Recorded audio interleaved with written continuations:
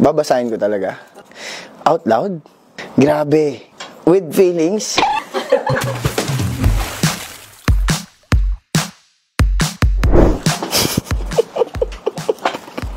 Ano ba to? Kahit lunurin mo ako, Adamus, go. Bakit ganun? Hindi ako nang lulunod. Grabe, nagbibigay buhay nga tayo, tapos lulunurin kita. Huwag naman ganun, no? Next na.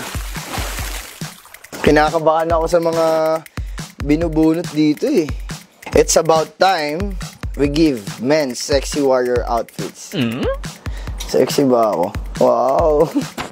Thank you sa affirmation nyo guys ha. Pero sila po yung may kasalanan nun. Dapat ito talaga yung original na costume ni Adamus as warrior.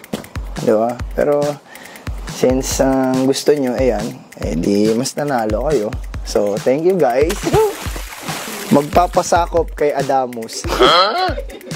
Bakit naman? Di naman tayo nananakop. Tinataguyod nga natin yung Encantadia tapos sasakupin kita. Ako na lang kaya sakupin mo.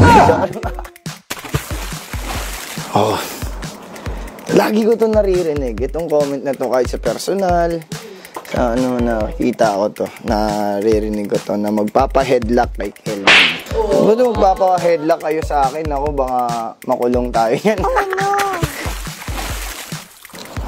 Next. Hi. Minsan na lang ma-inlove sa sangre pa. Lungkot mo naman. Sino to? Masarap ma-inlove sa sangre kasi magiging magical yung mundo mo. Di tayo prepared pero dadaling kita sa mundo na hindi mo pa nakikita. Mga kapuso, mga Encantadicts, narito na ako para magpaalam. Maraming salamat sa mga comments nyo. Kita-kits tayo, abangan nyo po ako sa Encantadia Chronicles Sangre.